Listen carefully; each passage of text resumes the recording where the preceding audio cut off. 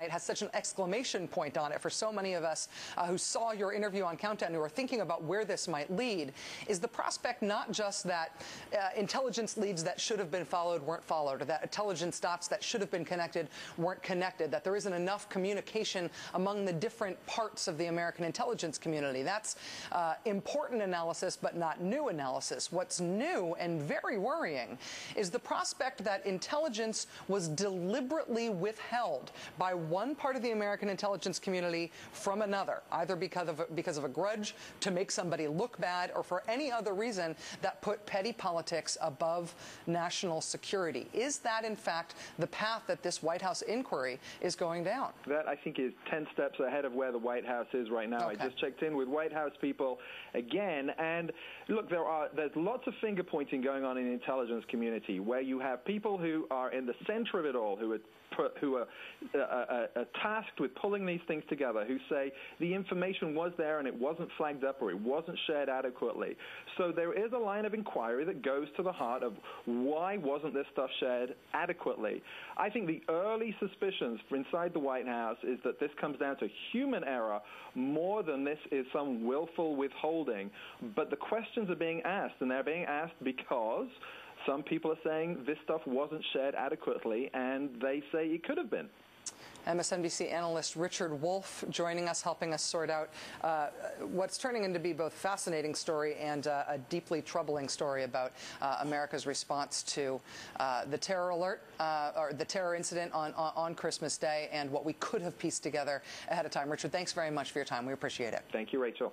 All right, we begin our first show of 2010 now with the death of a political truism that doesn't seem to have survived 2009. The truism is the conventional wisdom that Republicans sure know how to do terror politics. 2010 being an election year, right now Republicans all over the country are busy waxing poetic about terrorism on campaign trails all around the country. For example, there's this gentleman in Minnesota. I, like you, have seen that our country is being destroyed. I mean, this is, every generation has had to fight the fight for freedom. This is our fight, and this is our time. This is it. Terrorism, yes, but that's not the big battle. The big battle is in D.C. with the radicals. They're not liberals, they're radicals. They are destroying our country. House candidate Ellen Quist of Minnesota. Terrorism isn't the big battle. The big battle's between us and the liberals. That sort of political speech right there is what it looks like when something that used to work for you stops working. Someone obviously once told that Republican congressional candidate in Minnesota, hey, you should campaign on terrorism. That always works out great for Republicans. That is the common wisdom, and it might have been true at one point, but it does actually matter how you do it. And if you're saying things like, I hate Democrats more than I hate Al-Qaeda, I'm pretty sure you're not doing it right.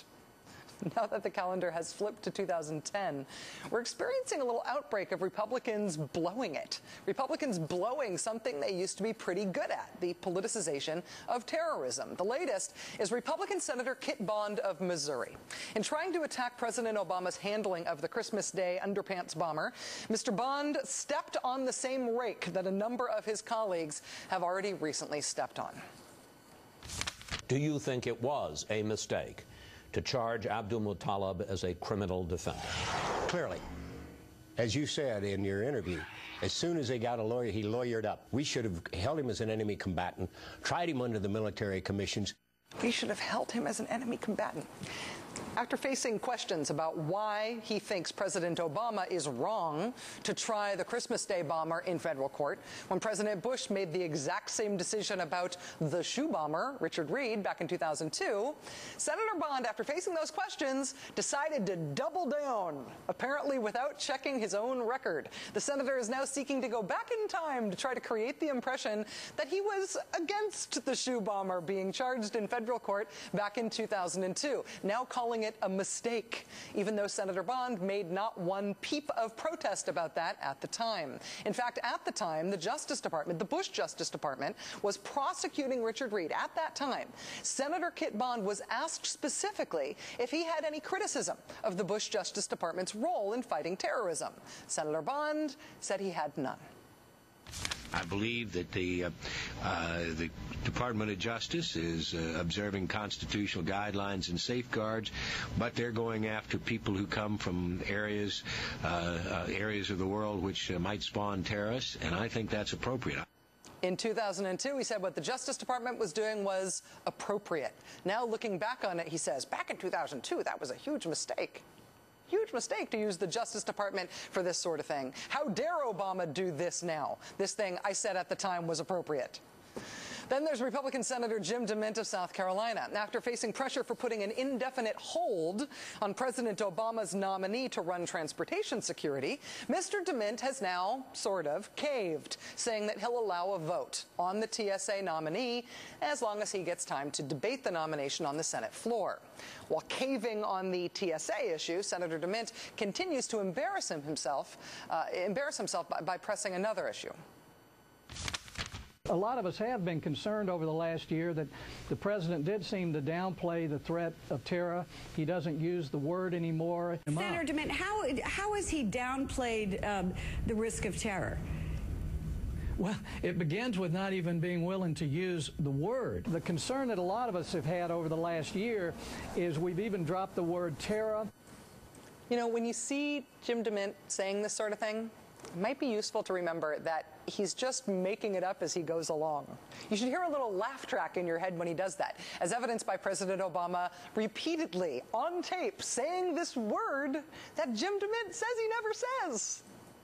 Terror and extremism that threatens the world's stability. Extremists sowing terror in pockets of the world, suffering and civil wars that breed instability and terror. New acts of terror.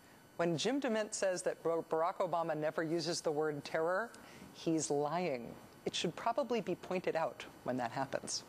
As we have noted here before, the outbreak of people inexpertly trying to politicize terrorism but blowing it. That effort sort of has a mascot in Republican Congressman Pete Hoekstra of Michigan. Mr. Hoekstra is now apparently unwilling to defend his decision to raise money off of the attempted murder of 300 Americans on Christmas Day.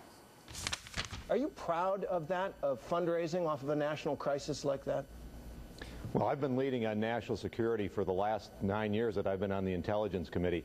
You know, over the last 2 to 3 months, I've been very concerned about where this administration has taken us on national security issues. The refusal to acknowledge that the Fort Hood attack was a terrorist attack. But I'm asking about raising money off the attempted murder of 300 people 3 days after it occurred. I am proud of the role that I have played in making sure that America is safe. Mr. Hoekstra dodging that question not once, but twice yesterday. And that's actually a big change from the way the Hoekstra camp had been talking about his raising money off a terrorist attack against American citizens.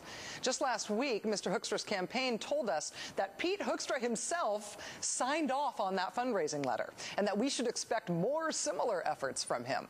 Just a few days later, Congressman Hoekstra has been forced to become embarrassed about this, now apparently unwilling to defend the effort when he's personally called out on it. Even as Mr. Hoekstra apparently realizes the step-on-the-rake faceplant that he has made here, trying to raise money off of the attempted murder of 300 Americans on Christmas Day, 3 days after it happened, even as Hoekstra finally starts to get embarrassed about that, the Republican Party seems to be following Mr. Hoekstra's lead. The National Republican Senatorial Committee sending out a fundraising pitch that reads in part, quote, "This country was one faulty detonator away from an American airliner being blown out of the sky. When a foreigner tries to blow up an airliner, it is an attempted terrorist attack. Will you please give $5 or $10 by midnight tomorrow so we have the money necessary to fight the Obama machine?" The National Republican Congressional Committee also sending out its own fundraising email using the specter of terrorist attacks against Americans to cash in. Republicans are doubling down on trying to raise money off of an attempted terrorist attack. And while some are trying to win the terror debate by actively attacking President Obama publicly, others are making a strategic decision to keep quiet. Peter Baker of the New York Times reported this weekend, quote, "A half-dozen former senior Bush officials involved in counterterrorism told me before the Christmas Day incident that for the most part, they were comfortable with Obama's policies, although they were reluctant to say so on the record. Some worried they would draw the ire of Cheney's circle if they did. They generally resent Obama's anti-Bush rhetoric and are unwilling to give him political cover by defending him. Republicans are supposed to be good at politicizing terrorism. Yet here are former senior Bush administration officials actually telling a reporter that there are things they think are keeping the public safe that they will not publicly support because of partisan politics. They won't let anyone know they support these policies that they actually do support and think are good for the country because they're afraid of Dick Cheney being mad at them. They told that to a reporter. You know, keeping your name off of that quote is not going to be enough to help your cause if you're willing to admit to being that craven.